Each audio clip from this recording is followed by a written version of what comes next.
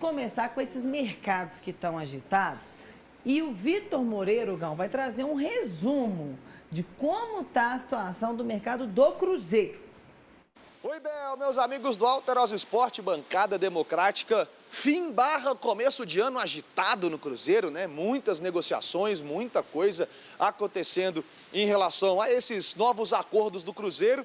O clube rejeitou mais uma investida do Flamengo pelo atacante Caio Jorge, dessa vez de 24 milhões de euros, cerca de 155 milhões de reais, mais o Everton Cebolinha, avaliado em 8 milhões de euros, mais ou menos 50 milhões de reais, mais 10% da diferença em uma futura venda do Caio Jorge, caso ele vá para o Flamengo. Ou seja, se o Flamengo contratar o jogador e vendê-lo mais para frente, o Clube Celeste vai ter 10% dessa venda. A ideia do Cruzeiro é continuar com o atacante, porque é prioridade para o ataque do técnico Tite e também para o dono do clube, o Pedro Lourenço.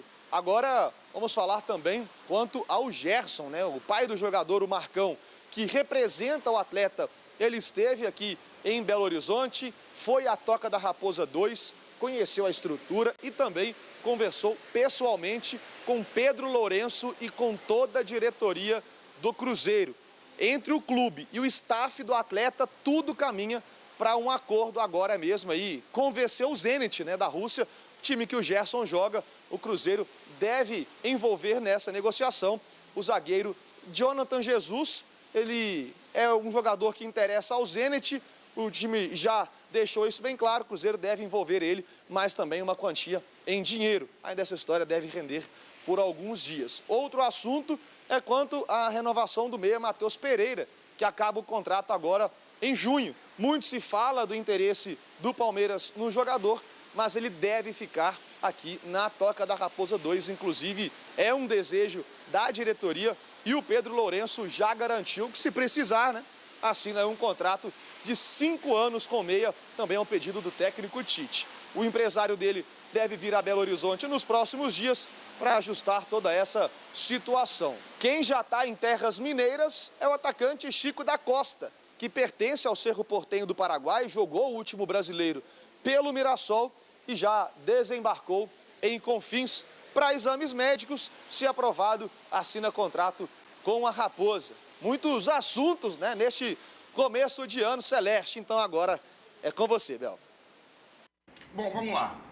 Como o Vitinho já falou muito aí, daqui a pouco nós temos uma fala do Pedro Júnior, né, que estivemos lá com ele na missa do Cruzeiro, na celebração de aniversário do Cruzeiro. Apenas falar do Chico da Costa, que muita gente falando, pô, o Chico da Costa e tal, atacante chato, viu? Atacante que incomoda muito a defesa. E daqui a pouquinho, na hora que o Pedro Júnior começar a destrinchar um pouco mais sobre Matheus Pereira, sobre Gerson, sobre Caio Jorge, aí eu passo todas as informações que vocês com certeza estão interessados. Dá uma de João Kleber aqui, ó. E o Gão, inclusive, foi o repórter que entrevistou o Pedro Júnior, vice-presidente do Cruzeiro, traz todas essas novidades, participou da missa, daqui a pouco também. O que é que o filho do Pedrinho está falando?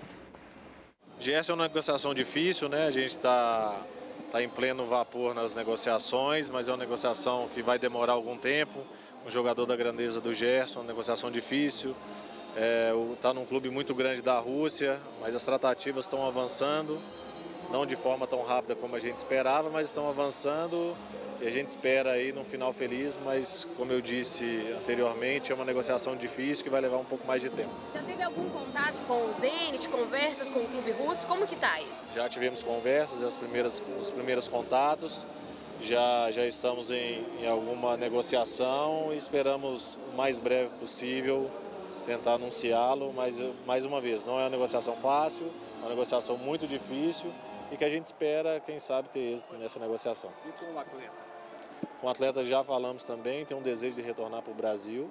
É um atleta que qualquer clube do futebol brasileiro tem um desejo de contratar o Gerson, o Cruzeiro não é diferente, mas ele tem um desejo de voltar para o Brasil e isso é muito importante. O Matheus Pereira a gente já está em negociação há algum tempo, né? Então a gente vem avançando a cada mês, não é também uma negociação fácil, mas a gente espera ter um final feliz, porque é um torcedor do Cruzeiro, é um cara que ama esse clube, é um cara muito dedicado, mas a gente está avançando passo a passo, no momento certo, a gente espera anunciar a renovação dele. Então vamos lá, vamos falar então. Primeiro, uma celebração incrível.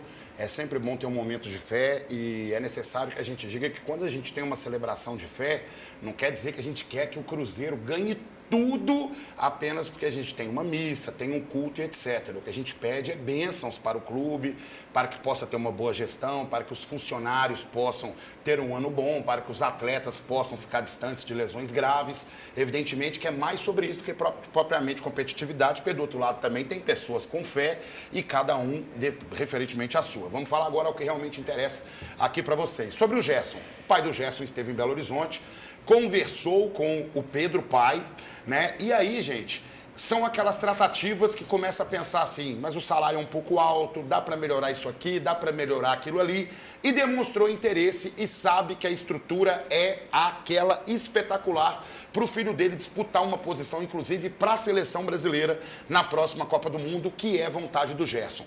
Já existe uma proposta agora oficial do Cruzeiro, diretamente com o Zenit, e também interesse do atleta em jogar no Cruzeiro.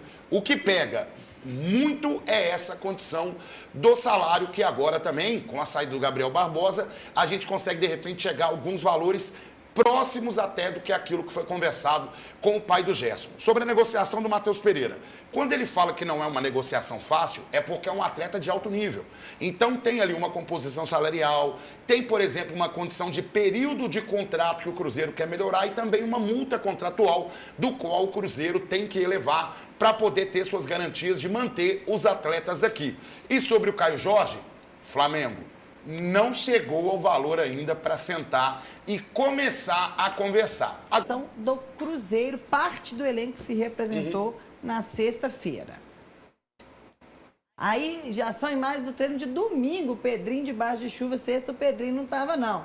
Mas essas já são as imagens de ontem. Tá, me ajuda num ditado aqui, é o olho do dono que engorda o gado, né? Ah, obrigado. Eu sempre erro esses ditados assim. E é interessante que o Pedro, né, o Pedro pai, ele está sempre presente nas representações, nos treinos, ele está sempre lá, acompanhando de perto, tete a tete com os jogadores. É o primeiro contato do Tite com parte do elenco celeste.